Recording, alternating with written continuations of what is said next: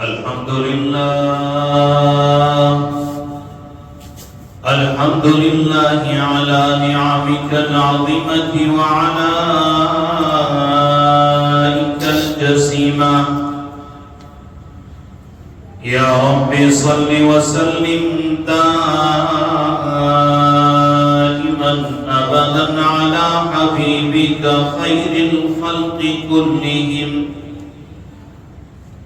أما بعد فقد قال الله سبحانه وتعالى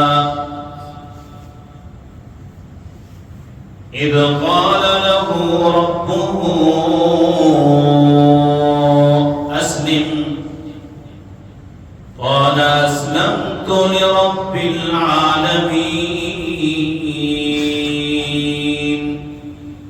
وقال تعالى والفجر وليال عشر والشفع والوتر. یا الہی تو ہمیں عامل قرآن کر دے. یا الہی تو ہمیں عامل قرآن کر دے. پھر نئے سرے سے مسلمان کو مسلمان کر دے. وہ پیمبر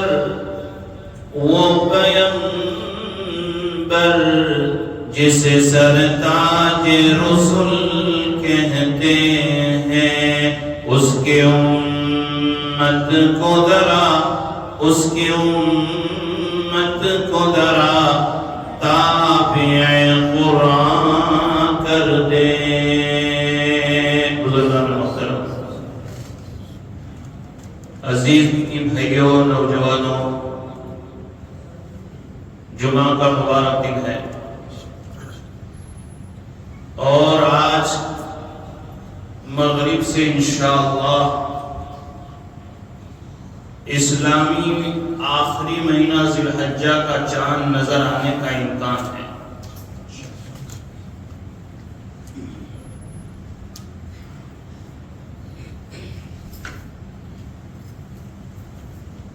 بہت ہی عظیم اور بہت ہی مبارک دنوں کی شروعات ہونے جا رہی ہے، اور یہ وقت اور یہ موقع جبکہ پوری دنیا کے مسلمان جس کے دل میں اللہ اس کے رسول صلی اللہ علیہ وسلم کے ساتھ محبت ہے، ایمان کا حصہ ہے، مکہ اور مدینہ کے ساتھ نسبت ہے، وہ اپنے سالہ سال کی تمناؤں کو پوری کرنے کے لیے یا تو پہنچ گئے ہیں یا تو پہنچنے والے ہیں.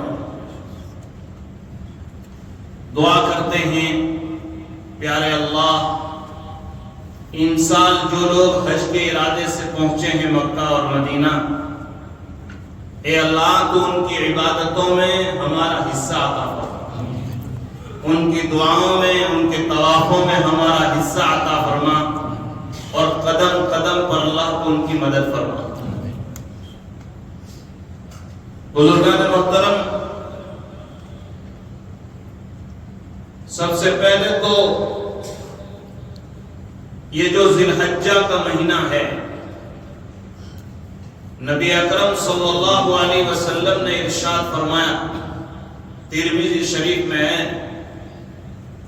کہ پورے سال کے اندر 365 دن میں، پورے سال میں، محرم سے لے کر ذی الحجہ تک، اس میں رمضان بھی آ گیا، اللہ کو سب سے زیادہ جن دنوں کے اندر، جن 10 دنوں میں اللہ کو سب سے زیادہ اپنی عبادت پسند ہے، پورے سال میں وہ یہ ذی الحجہ کے 10 دن ہیں جو آئندہ کل سے شروع ہو رہے ہیں. صحابہ نے پوچھا کہ کوئی خاص عبادت کرنی ہے اس میں؟ فرمایا نہیں، تم سے جو ہو سکے حضرت ابو ذر غفاری رضی اللہ تعالیٰ عنہ فرماتے ہیں کہ یہ ذی الحجہ کی چاند ہونے کے بعد پہلی 10 راتیں، دھیان سے سنیے، ذی الحجہ کی یہ 10 راتیں جو ابھی چاند ہوگا، ہر ایک رات شب قدر کے برابر ہے۔ آج تک سنا نہیں ہوگا، ہر ایک رات شب قدر کے برابر ہے۔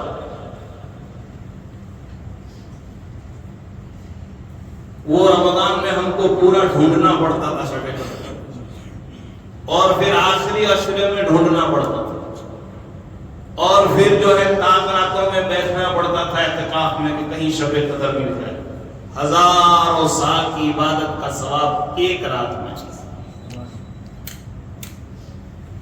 اور میں نہیں کہتا، کون فرماتا ہے؟ نبی اکرم صلی اللہ علیہ وسلم نے ارشاد فرمایا ذی الحجہ کی 10 راتیں، یعنی پہلی 10 راتیں، ان میں سے ہر ایک رات شب قدر کے برابر ہے۔ اسی وجہ سے سرکار نے فرمایا کہ اللہ نے ذی الحجہ کی 10 راتوں کی قرآن میں قسم کھائی ہے، قسم کھائی اللہ نے، والفجر ولیال عشر والشفع والوتر۔ رمضان میں ایک ماحول رہتا ہے تو عبادت آسان، نماز آسان، تلاوت آسان، خیرات آسان، لیکن جب ماحول چلا جاتا ہے، میں اپنے علاقے میں، آپ اپنی دکان، اپنے اپنے کام کاج میں، میرے بھائیوں سنو کہ آج سے 10 دن ایسے ہی مبارک شروع ہو رہے ہیں۔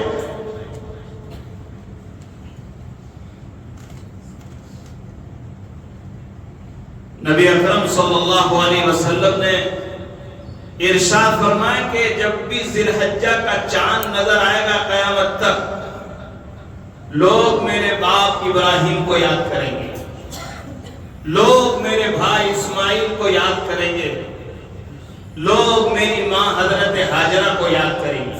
کیا ہے ذی الحجہ کا مہینہ، کیا ہے قربانی، کیا ہے حج، کیا ہے مینا اور عرفات، کیا ہے شیطان کو کنکریاں مارنا، کیا ہے مزدلفہ میں بغیر تمبو کے آسمان کے نیچے دعا، کیا ہے یہ معلوم ہے آپ کو؟ بتاتا ہوں میں آج 10 منٹ میں پورے اسلام کا خلاصہ بیان کروں گا، دھیان سے سمجھیے۔ اسلام کس کو کہتے ہیں؟ مسلمان تو ہے، کوئی سلیمان، کوئی داؤد، کوئی یعقوب بیٹھا ہے۔ قرآن کریم میں اللہ فرماتے ہیں اذ قال له ربه اسلم، حضرت ابراہیم علیہ السلام کیسے گھر میں پیدا ہوئے؟ باپ مورتی پوجا کرنے والا، مورتیوں کو بیچنے والا، بنانے والا، بہت مارا، زندگی ان کی امتحانوں میں گزر گئی حضرت ابراہیم علیہ السلام کی۔ کبھی باپ نے مارا، کبھی وطن سے نکالا، کبھی مصر کے بازاروں میں گئے، کبھی فلسطین پہنچے، اور کبھی تو نمرود نے آگ میں ڈالا۔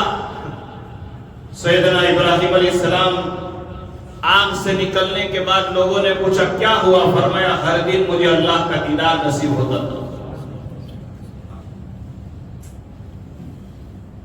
نبی علیہ السلام نے فرمایا اول من یقصى یوم القیامت السید ابراہیم، قیامت کے دن سارے کے سارے لوگ ننگے ہوں گے، کپڑا نہیں ہوگا، اپنی قبر سے اٹھیں گے جیسے ماں کے پیٹ سے انسان ننگا پیدا ہوتا ہے، اس طرح سب کے سب اللہ کے دربار میں ہوں گے۔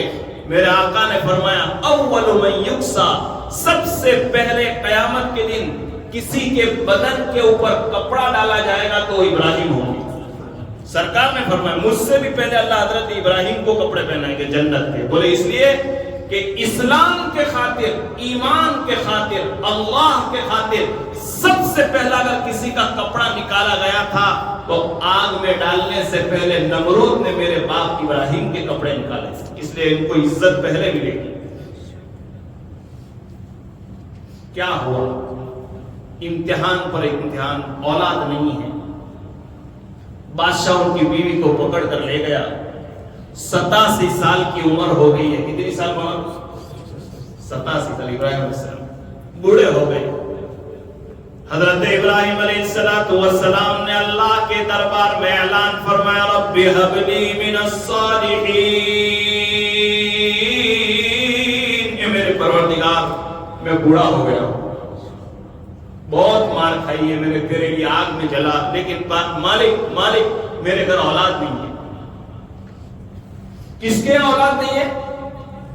جس کو اللہ کے لیے مار پڑی، جو نبی ہے، اور جس کو اللہ کے لیے آگ میں ڈالا گیا۔ اور آج بتاتا ہوں، دنیا کے سارے دھرم والے ابراہیم کو نبی مانتے ہیں۔ یہ الگ بات ہے کہ انہوں نے ان کے اصل پیغام کو نہیں پہچانا۔ کون حضرت ابراہیم؟ جس کے خاندان میں محمد رسول اللہ پیدا ہوا۔ تو اللہ تعالیٰ نے کہا کہ ابراہیم کوئی گھبرانے کی ضرورت نہیں، ہم تمہیں اولاد دیں گے اور ایسا بچہ دیں گے جس میں مصیبتوں کے برداشت کرنے کی طاقت ہوگی۔ 2 سال کا دودھ پیتا بچہ ہے، 87 سال کے بعد ملا ہے، بڑھاپے میں ملا ہے۔ اللہ کا حکم ہے ابراہیم جنگل میں چھوڑ دو۔ ایک امتحان پورا نہیں ہوا، دوسرا ابھی تیسرا چھوڑا، ماں ہاجرہ کو چھوڑا۔ آج جہاں پر کعبۃ اللہ ہے وہ تو جنگل تھا اس زمانے میں۔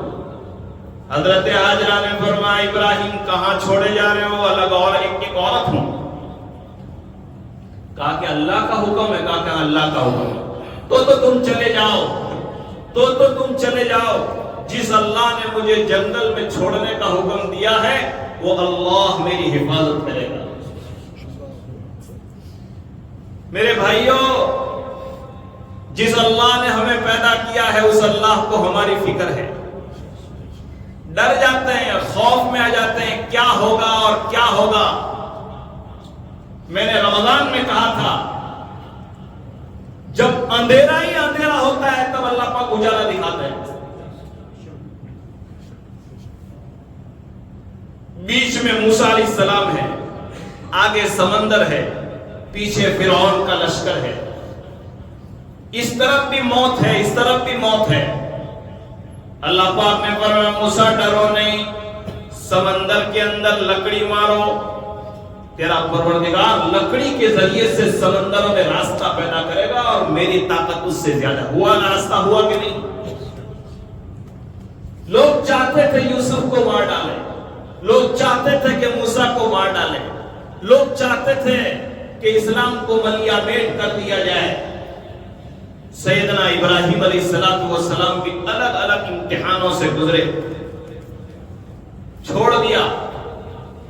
8 یا 12 سال کی عمر ہوئی، قرآن کریم میں اللہ فرماتے فَلَمَّا بَلَغَ مَعَهُ السَّعْيَ قَالَ يَا بُنَيَّ إِنِّي أَرَى فِي الْمَنَامِ، میں تو خواب میں تجھے ذبح کر رہا ہوں بیٹا۔ اللہ پاک تو کہا کہ ابا جی 8 یا 12 سال کی عمر ہے، جو اللہ کا حکم ہے آپ کر گزریے۔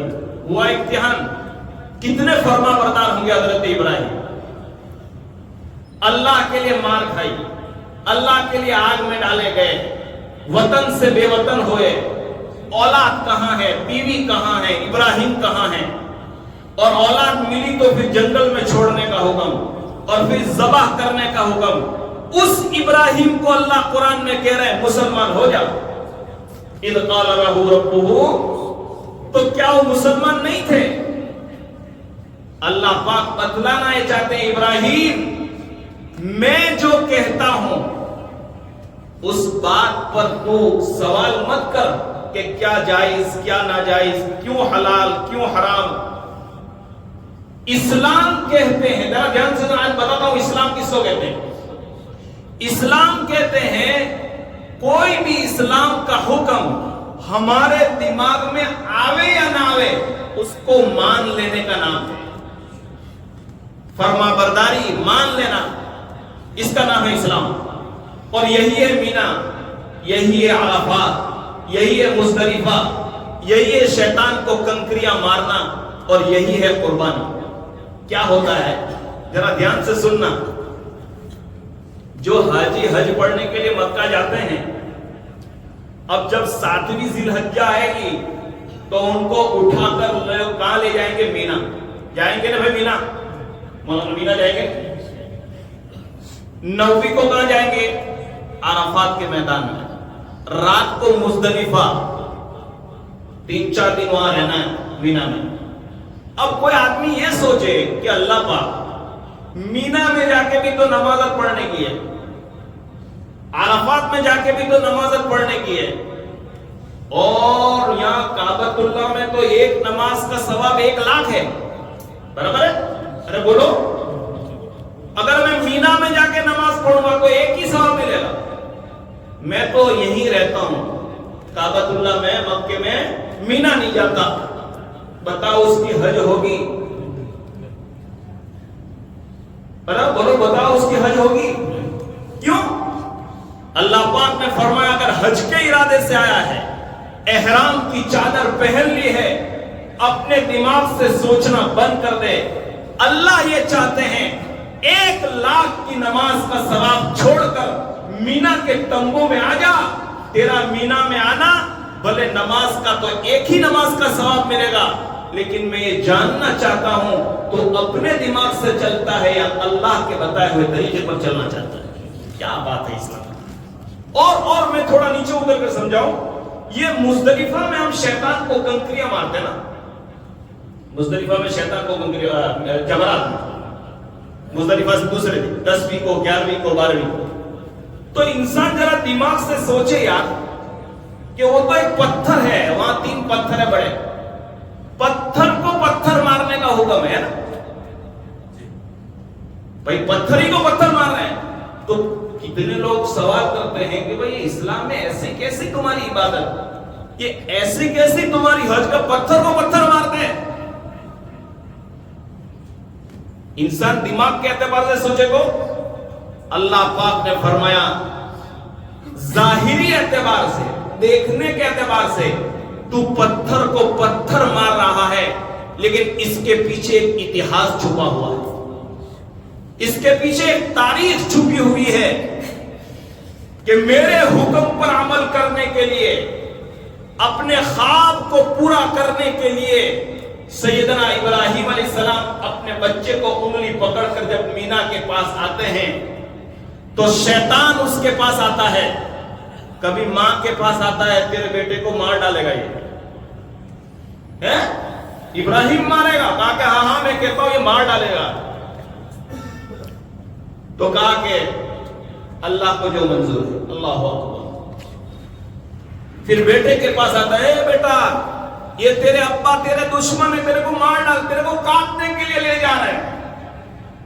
کبھی اسماعیل کے پاس، کبھی ابراہیم کے پاس، کبھی حضرت حاجرہ کے پاس، الگ الگ طریقے سے شیطان جا رہا ہے. اور حضرت ابراہیم کیا کہہ رہے ہیں؟ اللہ اکبر، اللہ اکبر، لا الہ الا اللہ، اللہ اکبر، اللہ اکبر وللہ الحمد. یہ پڑھتے چلے گئے. اللہ پاک کو یہ بات اتنی پسند آئی، شیطان سمجھاتا رہا حضرت حاجرہ کو، ماں کو، بیٹے کو، لیکن ابراہیم کے دل میں تمنا تھی کہ میرے خدا نے جو مجھے یہ کہا کہ بیٹے کو ذبح کر، بھلے میرے دل میں بیٹے کی محبت تھی لیکن میں بیٹے کو ذبح کروں گا. اور میں نے تفسیروں میں پڑھا ہے کہ آسمان کے فرشتے 2 مرتبہ روئے تھے. ایک مرتبہ جب حضرت ابراہیم مینا کی وادی کے اندر اپنے بیٹے کو لٹا رہے تھے اور بیٹا کہہ رہا تھا ابا آنکھوں پر پٹی لگا دو، ابا مجھے الٹا لٹا دو، تمہاری اور میری نگاہ جب ملتی ہے تو ہو سکتا ہے تمہارے ہاتھ میں کپکپی آ جائے اور میرے خدا کا حکم پورا کرنے میں دیر ہو جائے گی، کہیں میرا اور آپ کا خدا ناراض ہو جائے گا، مجھے الٹا لٹا دو، جلدی سے چھری کو تیز کر دو، مجھے جلدی جلدی ذبح کر دو، میرا اللہ یہی چاہتا ہے. 12 سال کا حکم ہے، 12 سال کا بیٹا. اللہ کو عمل اتنا پسند آیا کہ اللہ نے قیامت تک کے لیے مسلمانوں میں اعلان کر دیا کہ جس کو بھی حج پڑھنے کے لیے آنا ہے اس وقت تک اس کا حج پورا نہیں ہو سکتا جب تک کہ 3 دن 10ویں 11ویں اور 12ویں کو شیطان کو کنکریاں نہ مارے. یہ پتھر کو پتھر نہیں مارا جا رہا ہے، یہ انسان کے دل میں ایک جذبہ پیدا کیا جا رہا ہے، انسان کے دل میں یہ طاقت بٹھائی جا رہی ہے کہ اللہ کے حکم کو پورا کرنے کے لیے میں سب کو قربان کر دوں گا. اس لیے فرمایا او لوگو جب تم جانور ذبح کرو تو دل میں یہ نیت کرو کہ اللہ جس طریقے سے سیدنا ابراہیم نے تجھے راضی کرنے کے لیے اپنے بیٹے کو لٹایا تھا تو میرے پروردگار آج جانور کو میں لٹا رہا ہوں اس نیت کے ساتھ کہ مرتے دم تک کوئی بھی مجھے اسلام سے گھمانے کی بات کرے گا, کوئی بھی مجھے حرام کمانے کی طرف بلائے گا, کوئی بھی مجھے تیرے خلاف آواز اٹھانے کے لیے بلائے گا, کوئی بھی مجھے اسلام سے نفرت ڈالنے کے لیے بلائے گا, جس طرح ابراہیم نے اسماعیل کو لٹا دیا تھا, آج قربانی کر کے میں یہ وعدہ کر رہا ہوں اللہ تیرے سامنے میں ہر چیز کو قربان کر دوں گا. یہی تو قربانی ہے. یہ قربانی کا اصل پرپس یہی ہے کہ آدمی زندگی بھر اللہ کے لیے سب کچھ قربان کر دے. کیا ہے یہ؟ کیا ہے صفا اور مروہ کے درمیان چکر لگانا؟ کیا ہے؟ لے کے جا گئی تھی نا ماں ہجرہ, اسماعیل علیہ السلام پانی سے بلبلا رہے ہیں, مشکیزے میں سے پانی ختم ہو گیا, کھجوریں ختم ہو گئی, دوڑ رہے ہیں, 7 مرتبہ چکر لگایا. اللہ نے جبرائیل علیہ السلام کو اٹھا کر کہا ہاجرہ کیا ہوا؟ کہا کہ میرا بیٹا پانی سے بلبلا رہا ہے, 2 سال کی عمر ہے, دودھ پیتا بچہ. جبرائیل علیہ السلام نے فرمایا اللہ پاک نے بھیجا ہے, کوئی ڈرنے کی ضرورت نہیں. بعض روایتوں میں آتا ہے کہ حضرت اسماعیل علیہ السلام روتے روتے اپنے پیروں کو ہلا رہے ہیں, اور بعض روایت میں کہ حضرت جبرائیل کی ایڑیوں سے, اور بعض روایت میں کہ حضرت اسماعیل کی ایڑیوں سے وہ پانی نکالا زمزم کا. صفا اور مروہ کے درمیان دوڑتے وقت آج تک اس زمزم سے ہم فائدہ اٹھا رہے ہیں, جس میں شفا ہے, جس میں روزی ہے, جس میں برکت ہے, جس میں ہدایت ہے. اور دنیا نے ریسرچ کر کے آج یہ بتا دیا کہ دنیا کا 1 نمبر کا کوئی پانی ہے تو وہ زمزم کا پانی ہے. اور کیوں نہ ہو کہ ایک فرشتے کی ایڑیوں سے نکلا ہوا پانی ہے اور ایک نبی کی ایڑیوں سے نکلا ہوا پانی ہے. اعلان کر دیا اللہ نے قرآن میں, اور لوگوں اگر تمہیں عمرہ کرنا ہے, اگر تمہیں حج ادا کرنا ہے, اس وقت تک تمہارا عمرہ اور حج ادا نہیں ہو سکتا جب تک کہ صفا اور مروہ کے درمیان تم دوڑو. یہ عمل ہے میرے بھائیوں قربانیوں کا. پوری حج کی عبادت, پوری قربانی کی عبادت ایک میسج دیتی ہے, ایک پیغام دیتی ہے, اور وہ میسج یہ ہے کہ منمانی زندگی کو چھوڑ کر رب چاہی زندگی کو اپنانے کا نام قربانی. اسلام کا کوئی حکم, شیطان کو پتھر مار رہے ہیں, ارے طواف میں کیا کر رہے ہیں ہم لوگ؟ پتھر ہی کے سامنے گھوم رہے ہیں. حضرت عمر رضی اللہ تعالیٰ عنہ حجر اسود کے پاس گئے اور بوسہ دینے سے پہلے یہ کہا کہ حجر اسود تو ایک پتھر ہے, تو ایک پتھر ہے, اگر میرا نبی تجھ کو بوسہ نہ دیتا تو میں تجھے بوسہ نہ دیتا.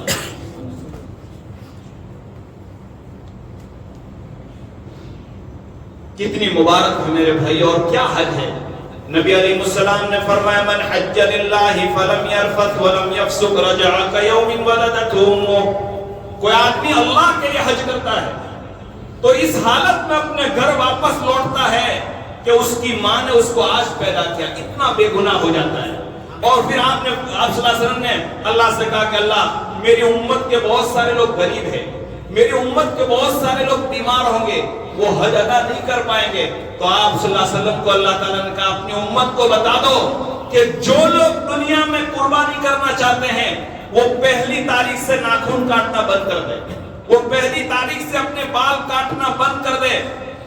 یہ مستحب عمل ہے قربانی کرنے والوں کے لیے.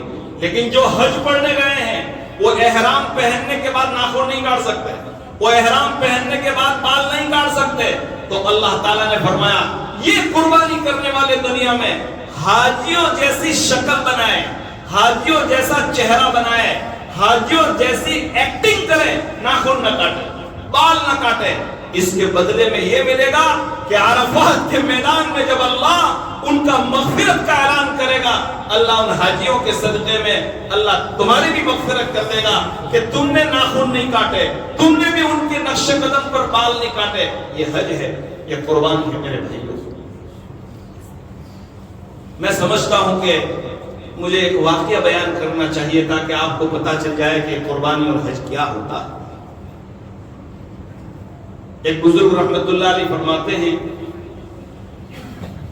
کہ بغداد کے بازار کے اندر بہت گرمی کا زمانہ تھا. بغداد کے بازار میں نے دیکھا کہ ایک لولا آدمی, ایک لنگڑا آدمی احرام کی چادر پہن کر گھسیٹ رہا تھا بغداد میں. علامہ یافی فرماتے میں نے اس سے پوچھا کہ بھائی اتنی گرمی ہے اور تیرے گھسیٹنے کی وجہ سے تیرے پیچھے سے خون نکل رہا ہے. دونوں ہاتھوں سے وہ لولا تھا, دونوں پیروں سے وہ لنگڑا تھا, احرام کی چادر پہن رکھی تھی اور وہ گھسیٹ کر جا رہا تھا. تو اس بزرگ نے کہا کہ بھائی کہاں جا رہے ہو؟ کہا کہ میں تو حج پڑھنے جا رہا ہوں. تو کہا کہ ابھی گرمی ہے, کام کرو, تھوڑی دیر کے لیے میرے گھر آ جاؤ, میرے ساتھ کھانا کھا لو, آرام کرو, شام کے وقت کو چلنا. تو اس نے کہا نہیں بابا, میرے پاس ہاتھ نہیں ہے, میرے پاس پیر نہیں ہے اور میرے پاس پیسہ نہیں ہے. اگر میں کھانے آرام کرنے میں چلا گیا تو میں مکہ نہیں پہنچ پاؤں گا. تو حضرت کو رونا آ گیا. تو حضرت نے کہا کہ لولا آدمی ہو کر, لنگڑا آدمی ہو کر تو حج پڑھنے جا رہا ہے. تو کہا کہ ایک کام کر, میرے پاس 2 اونٹ ہے, میرے پاس 2 اونٹ ہے, ایک اونٹ میں تجھے دیتا ہوں, ایک اونٹ میں تجھے دیتا ہوں, اس پر سوار ہو کے چلا جا. تو وہ غریب آدمی رونے لگا. اس لولے آدمی نے, انہوں نے کہا کہ بابا ایک بات بتاؤ, میرا سوال یہ ہے کہ جس غلام نے اپنے آقا کو ناراض کیا ہو, جس غلام نے, جس بندے نے اپنے مالک کو ناراض کیا ہو اور وہ غلام اپنے آقا کو راضی کرنے کے لیے جا رہا ہو, معافی مانگنے جا رہا ہو, تو اونٹ پر بیٹھ کر جانا یہ زیادہ اچھا لگتا ہے یا گھسیٹ کر جانا زیادہ اچھا لگتا ہے؟ آپ بتاؤ. میں مکہ جاؤں تو میری یہ حالت اللہ کو اچھی لگے گی یا سواری پر جاؤں گا یہ اللہ کو اچھا لگے گا؟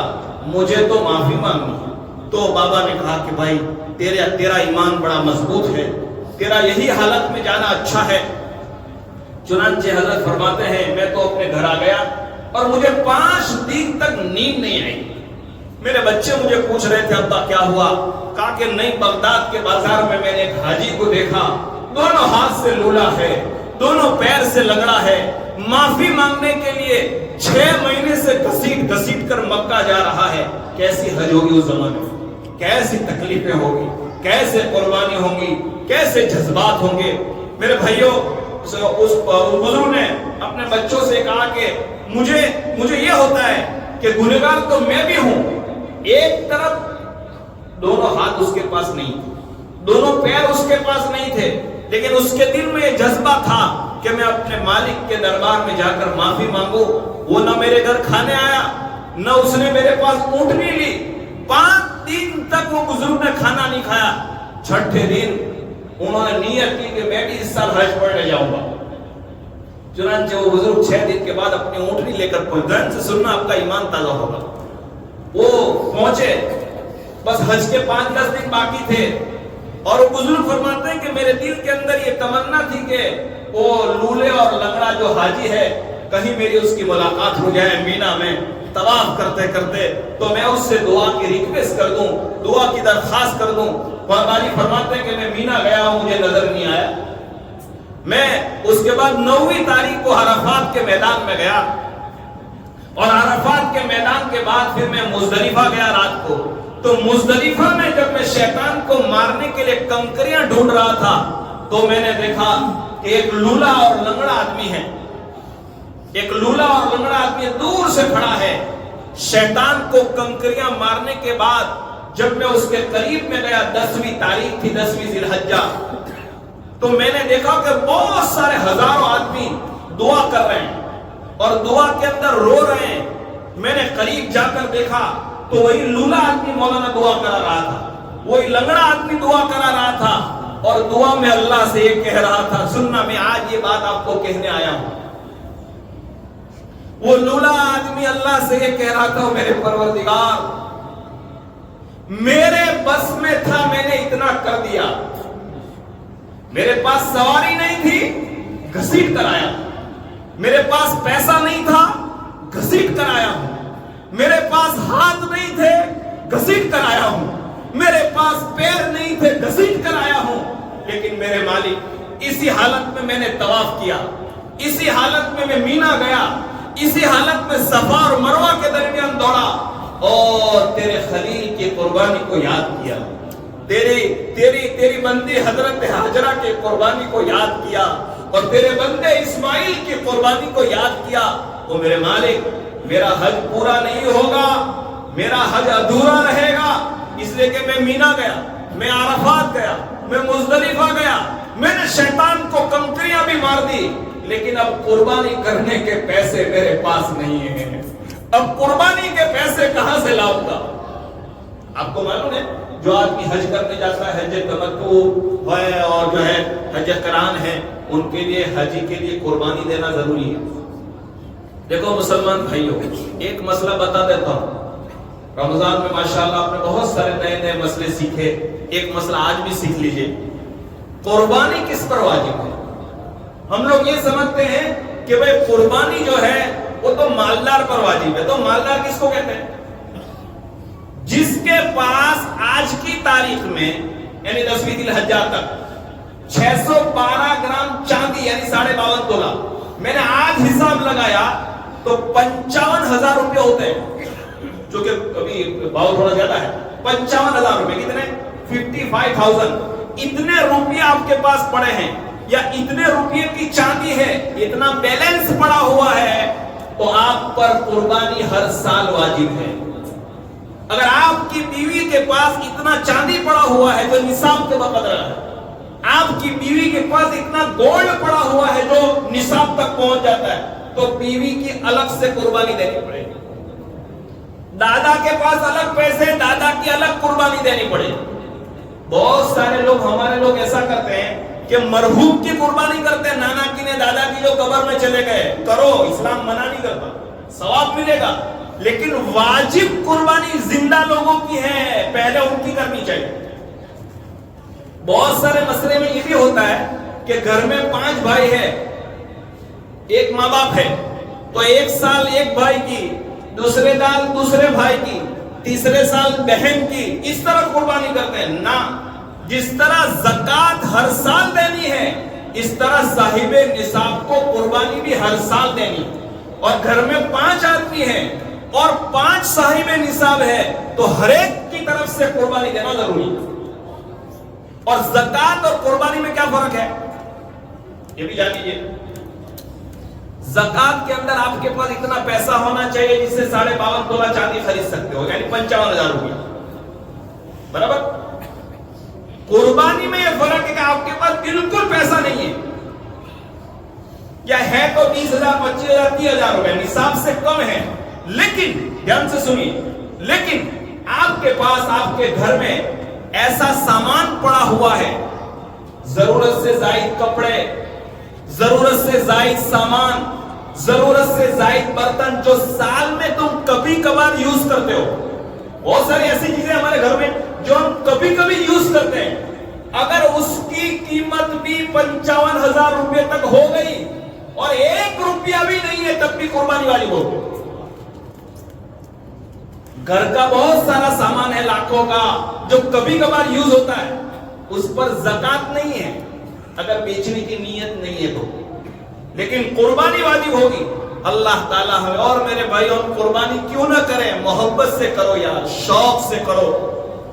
خواجہ معین الدین چشتی اجمیری یوں فرمایا کرتے تھے، اللہ اکبر، کہ جو ثواب اللہ تعالیٰ نے حضرت ابراہیم علیہ السلام کو اسماعیل کی قربانی پر دیا ہے، امت محمدیہ کے لیے اعلان ہے کہ اس نے تو بیٹے کو ذبح کر کے اپنے آپ کو خلیل بنا دیا. اور امت محمدیہ، اگر تم مغفرت چاہتے ہو، اگر تم رحمت چاہتے ہو، ایک جانور اللہ کی راہ میں قربان کر دو. کوئی معمولی بات تھی مولانا، آپ نے اپنی بیٹی حضرت فاطمہ کو بلا کر کہا تھا، میری بیٹی فاطمہ تو میرے جگر کا ٹکڑا ہے، اور میری بیٹی فاطمہ جب تیرا جانور ذبح ہو تو گھر میں مت بیٹھے رہنا۔ ہمارے نبی صلی اللہ علیہ وسلم نے اپنی بیٹی فاطمہ سے کہا تھا، بیٹی فاطمہ تیرا جانور ذبح ہو تو گھر میں مت بیٹھنا، جہاں پر اس کا خون نکلے اس جگہ پر چلے جانا، اس لیے کہ وہ جانور وہ ہے کہ اس کا خون کا قطرہ زمین پر گرنے سے پہلے اللہ قربانی کرنے والے کی مغفرت فرما دیتے ہیں۔ میں نہیں کہتا، میرے نبی نے کہا ہے، اور سننے کی طاقت ہو تو سن لو۔ محمد رسول اللہ صلی اللہ علیہ وسلم نے فرمایا، جانور کے بدن کے اوپر جتنے بال ہوتے ہیں اتنی نیکیاں اللہ قربانی کرنے والے کے نامہ اعمال میں لکھتے ہیں۔ میں نے پڑھا ایک تفسیر میں کہ جانور کے بدن کے اوپر کتنے بال ہیں وہ کوئی گن نہیں سکتا۔ اللہ یہ بتلانا چاہتے ہیں جس طرح تم جانور کے بدن کے بال نہیں گن سکتے، اس طرح قربانی کرنے کا ثواب بھی تم گن نہیں پاؤ گے۔ شوق سے کیا بات ہے یار، 1200 روپے کا حصہ وہاں دے دیا، 1300 روپے کا حصہ بوجھ اتارا جا رہا ہے، بوجھ اتارا کہ دے دو وہاں دے دو۔ معلوم نہیں وہ 2 سال کا جانور خریدتے بھی کہ نہیں۔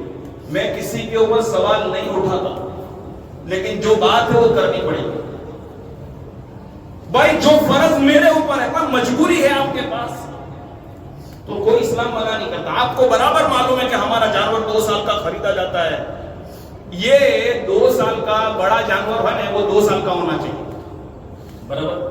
بکرا 1 سال میں 1 دن بھی کم ہوگا قربانی نہیں ہوگی۔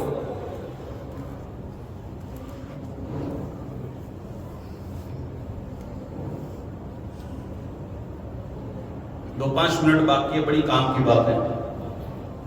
وہ 2 ہاتھ سے لولا آدمی اور لنگڑا آدمی حج تو کر لیا تھا نا، اس نے طواف بھی کیا، صفا مروہ بھی کی۔ وہ بزرگ فرماتے ہیں میں دیکھ رہا ہوں شیطان کو کنکریاں مارنے کے بعد وہ دعا مانگ رہے اللہ سے، اے میرے پروردگار میرے بس میں تھا، میں نے اتنا کر دیا، لولا لنگڑا طواف کیا، مینا گیا، لیکن اللہ قربانی کرنی ہے، حاجی کو قربانی ضروری ہے، واجب ہے، وہاں دینی۔ لیکن اللہ یہ جتنے میرے دعا میں آمین کہہ کر سب مالدار لوگ ہیں، سب پیسہ لے کر آئے ہیں، یہ تو پیسے سے جانور خرید لیں گے اور قربانی کر دیں گے، میں تو تیرا غریب بندہ، میں تو گھسیٹ کر آیا ہوں، تیرے دربار میں آیا ہوں، طواف کر لیا ہے، اگر میری قربانی نہیں ہوئی، اگر مجھے آج جانور نہیں ملا تو میرا حج ادھورا رہے گا۔ پھر اس نے دعا میں، وہ بزرگ فرماتے ہیں میں دعا میں سن رہا تھا، وہ اللہ سے کہہ رہا تھا میرے مالک میرا آنا تجھے پسند ہے، میرا طواف کرنا اگر تجھے پسند ہے، میرا گھسیٹ کر آنا مجھے تجھے پسند ہے، اور اگر آپ مجھے معاف کرنا چاہتے ہیں تو مالک میرے پاس پیسے نہیں ہیں، میرے پاس قربانی کرنے کا پیسہ نہیں ہے، لیکن میں یہ دعویٰ کرتا ہوں کہ قربانی کے طور پر جانور تو نہیں خرید سکتا، تو میری جان ہی تیری راہ میں قربانی کے لیے لے لے، میں ہی تیرے دربار میں قربانی کے جانور کے طور پر آنا چاہتا ہوں۔ قرآن میرے بھائیوں کیا محبت ہوگی اس کے دل میں، کیا اللہ کی محبت ہوگی۔ علامہ یافی یمنی فرماتے ہیں میں نے احرام کی چادر پہنی تھی، اس نے بھی احرام کی چادر پہنی تھی، مزدلفہ سے ہم لوگ ساتھ میں آئے تھے، شیطان کو کنکریاں مار کر وہ دعا مانگ رہا تھا قربانی کے جانور کے لیے، پیسہ نہیں تھا، اور اس نے دعا میں یہ کہا مالک اگر قربانی کرنی ہے تو آپ مجھے ہی دے لیجئے جانور کے طور پر، اور اسی وقت اس کے بدن سے روح نکل گئی۔ اور اللہ کو کچھ ایسے محبت کرنے والے لوگ ہوتے ہیں، کچھ ایسی بھی قربانی کرنے والے لوگ ہوتے ہیں، کچھ اللہ کے لیے ایسے ہی لوگ ہوتے ہیں، اللہ تعالیٰ اس کا ایک حصہ ہم سب کو عطا فرمائے۔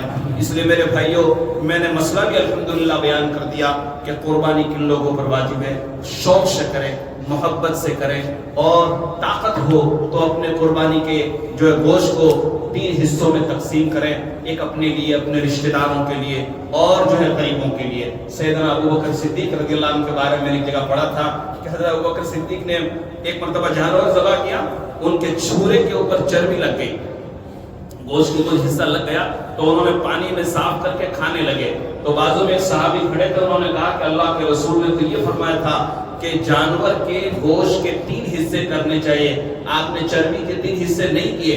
اللہ اکبر، حضرت ابوبکر رونے لگے اور جلدی سے وہ جانور تو قربان ہو گیا، گوشت باقی تھا، لیکن غلطی سے انہوں نے کہا کہ میں چربی کے حصے نہیں کیے، دوسرا جانور خریدا اور اس کو ذبح کیا۔ قربانی ہم اللہ کے لیے کرتے ہیں، اور اس سے پہلے لوگوں نے بھی بہت قربانیاں دی، لیکن قربانی کا گوشت کھانے کا ان کو حکم نہیں تھا، قربانی دے دینے کی۔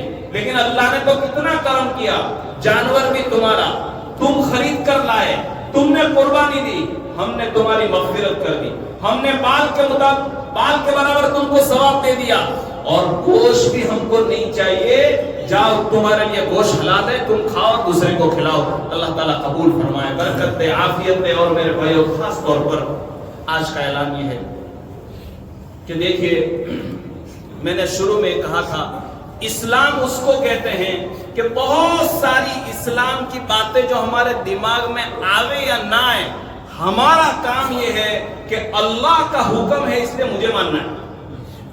جیسے حضرت ابراہیم، دماغ تو کوئی نبی اپنے بیٹے کو ذبح کر سکتا ہے، لیکن واقعہ ہوا کہ نہیں، یہ بتانا یہ چاہ رہے ہیں کہ میرے بھائیو، اس وقت ہم سب مل کر اپنی اولاد کی خوب فکر کریں، کیونکہ بڑی سوچی سمجھی اسکیم کے تحت ہماری اولادوں سے ایمان چھیننے کی کوشش ہو رہی ہے، اور اس کے لیے ایمان کو بچانے کا ایک راستہ ہمارے پاس الحمدللہ ہے، اور وہ ہے کہ ہمارے مکتب کے بچوں کو، اور ہمارا یہ مکتب جہاں ہمارے بچوں کو قرآن سکھایا جا رہا ہے، وہاں ہم اپنے بچوں کو بھیج کر اس کا ایمان بچائے جا سکتے ہیں۔ اس لیے آپ سے میں درخواست کرتا ہوں کہ ماشاءاللہ ہمارے یہاں جو مکتب شروع ہے، ہم خود اس کے لیے فکر مند ہیں کہ اس کی تعلیم کو کس طرح مضبوط کیا جائے۔ میں نے ابھی 1 گھنٹے تک دونوں ہمارے مولانا سے بیٹھ کر مشورہ کیا ہے۔ میں آپ سے ایک ریکویسٹ کرتا ہوں میرے بھائیوں کہ آپ اپنے بچوں کو پابندی کے ساتھ دیجیے، اور اس کا ٹائم ٹیبل بنائیں، آپ اس کو زیادہ غیر حاضری نہ کرنے دیں۔